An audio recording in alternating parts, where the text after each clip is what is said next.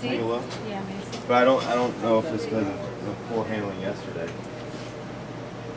That's not gonna. No. Yeah, it is. It's not. Why? Don't I have it on 20? One of the things that's really interesting and particularly satisfying about our student population is that, like much of VCU, engineering is in many cases first generation to go to college. So almost half of our students are the first in their family to go to college. 75% of our students work while they're going to school. That's a tough combination, engineering plus a part-time job. So employers tell us that when they look at VCU engineering students, they're really looking at a roll up your sleeves, do what's required kind of person. And they tell us that this is not the norm all over the country. So one of the things that VCU has and doesn't want to lose is its ability to embrace those who are new to higher education, those who are not coming from privileged backgrounds, those who have to work hard to get it done. President Trani likes to say VCU is not a wine and quiche kind of place. This is a blue-collar, roll-up-your-sleeves, work-hard kind of place. And for the kind of programs we're developing, that's exactly the kind of person we want to continue to attract here. Our standards are very similar to Virginia Tech and UVA.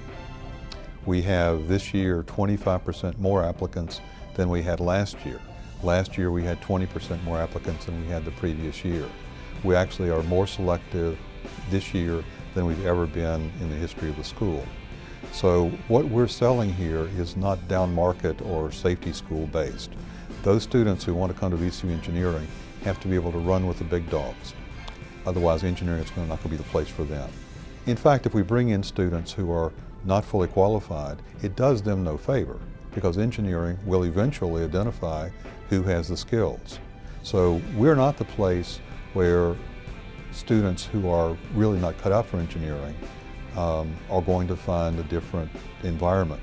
Engineering here is indistinguishable from engineering at our competitors at the undergraduate level. It's very, very uniform. Okay, so now refresh my memory again. You're working on taking a sub chunk of an Ethernet transaction and sending it across, or So we get an Ethernet frame in, which can be at most like 1.5K or something. right? But we can only set, there's only a 64 byte FIFO for the SPI.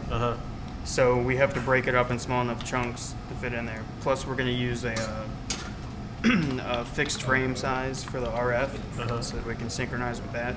So we have to send, just that amount instead of flooding it.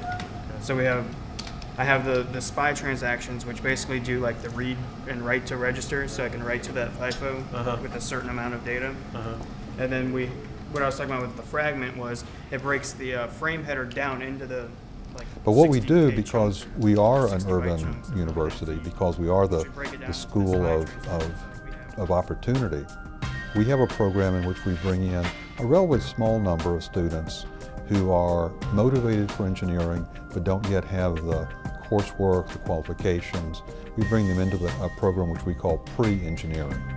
Those students come in, we have a different criteria for their admission.